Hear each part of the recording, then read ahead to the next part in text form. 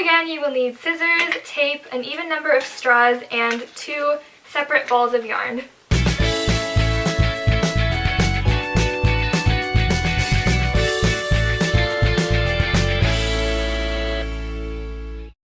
So I went through a pretty big phase of straw weaving when I was little after my grandma taught me, and then I kind of completely forgot about it for several years until my grandma's sister came to visit for cousins camp, which is like a family reunion we have each summer, and she taught all of the cousins, so I've been refreshed on how to do it. So I decided it would be a good video to make because I was running out of video ideas, and I was like, maybe I should do a tutorial because I haven't done a tutorial in a while.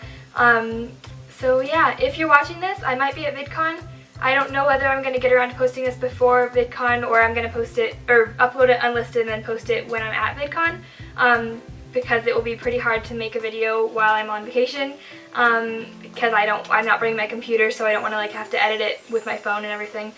So yeah, that might be happening. I'm going to get started because I've been rambling for a while now. Okay, step 1, grab your straws and grab your scissors, and we're going to cut off like the bendy bits at the end here because it's just, they're not necessary for the project and they're just going to make it harder. They're going to make your life harder. But try to make sure they're all the same length. Oh, they went everywhere.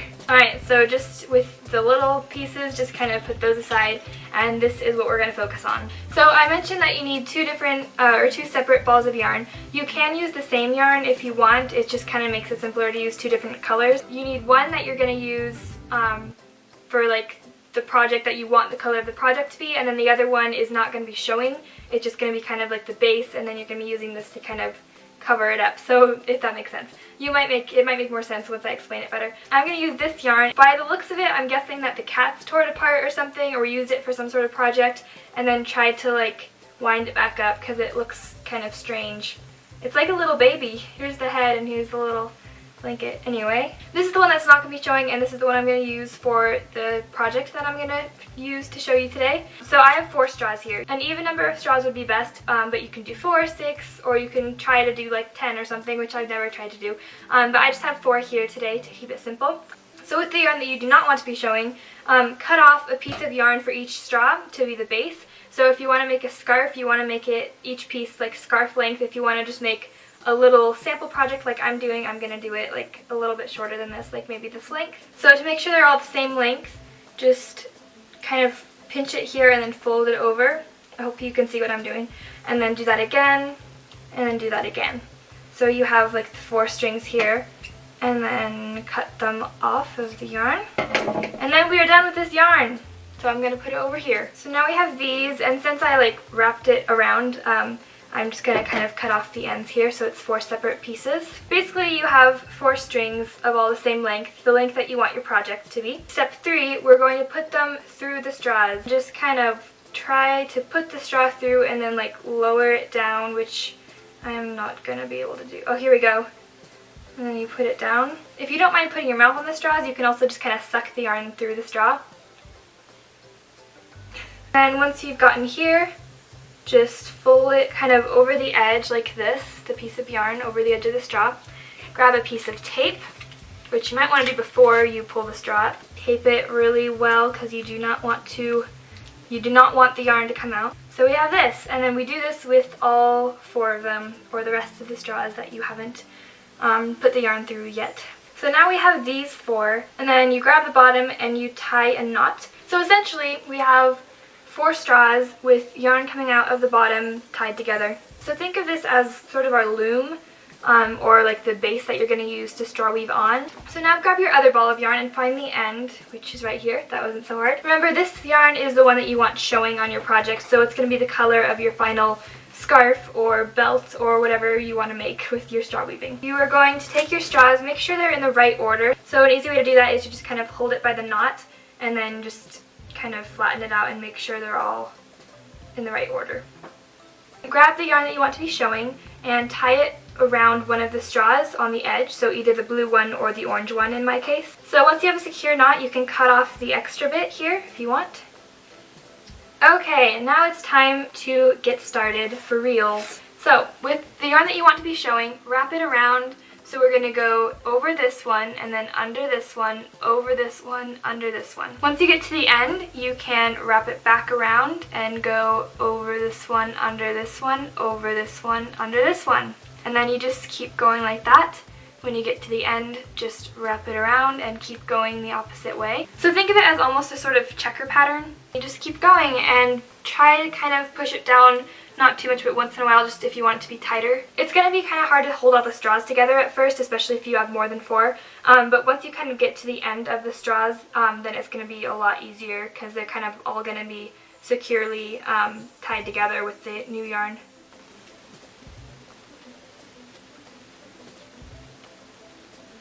Another thing to remember is if you are planning to make a scarf or a bigger project, mine is very short for straw weaving. I just kind of ended it right after the straws.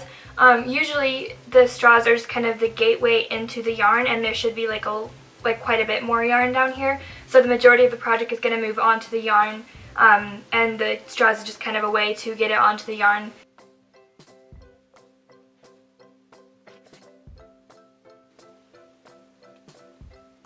This is a great thing to do during movies, or if you're like watching something, or in the car.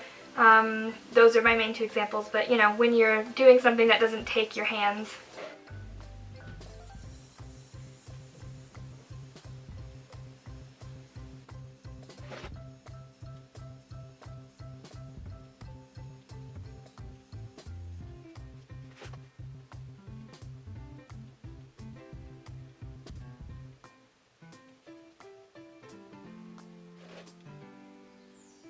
Similar to like braiding, for example, I think everyone kind of has their own style of like how they hold the straws and how they like hold their fingers when they're weaving. I've seen some people kind of use their like hand and go back and forth like this, whereas some people like to go like really tightly like around the straws. So I don't know, you'll just kind of find your own style and pattern with that, I guess.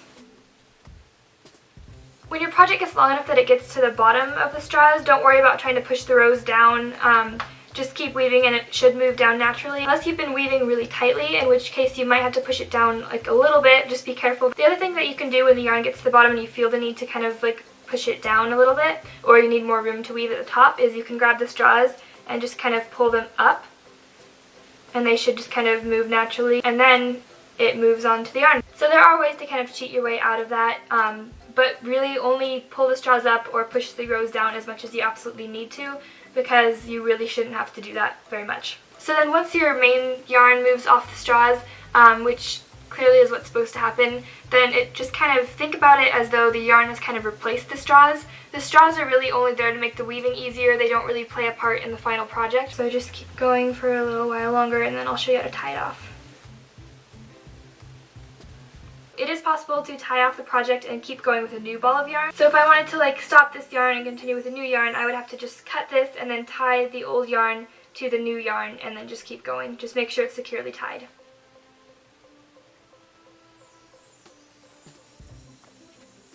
My yarn has pretty much reached the bottom. I could still do quite a bit more up at the top, but since this is just an example, I'm going to go ahead and show you how to tie it off. So the first thing you're going to do is cut off your yarn. Make sure that you have a little bit of space because you still want to tie it off.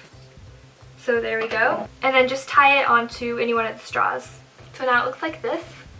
I know when I first learned how to cut it off, I was like, maybe I should just leave the straws in there because I was scared to like do anything to ruin all my progress. The first way you can do it is just to take off the tape, and then when you have your yarn out and free, then you just grab the straw and you pull it all the way out and off. The other way you can do it, and I'm going to go ahead and show you this way since I have plenty of room in my straws like above the yarn, I'm just going to cut off the ends and then pull the straws out. So here is what the project looks like right now. To tie it off for good, you are going to get your pieces of yarn at the top here and then tie them to each other. That's why it's kind of better to have an even number of straws, is because you have pairs of the yarn at the end to tie off rather than like 3, which you'd have to like tie weirdly to each other. I like to kind of go crazy with this. I'm kind of paranoid when it comes to like making sure everything's secure and finished and tied off well. So I kind of like to tie them together and then tie the ends to each other and tie the ends to like the other ends, but you definitely just don't really have to do that. So once you feel like it's pretty secure, you can just cut off the excess. Or you can leave it there if you kind of like the frayed, like cute little edges. You can also cut the excess off the other end now that it's finished, or you could have done that earlier, but I never showed you, so. So this is my final project. It's very small, but you can see how it would definitely work to make like a scarf with, or any sort of project with yarn.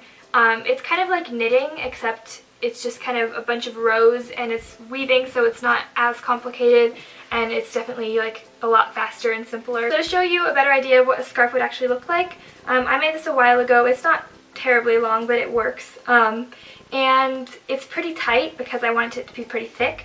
So it's not as like flexible as it could have been, but I'm fine with that because I kind of like how it turned out. I really like this yarn. This is what it looks like up close. The rows turned out really cool with this. Alright, I hope you enjoyed this video and I hope you learned something.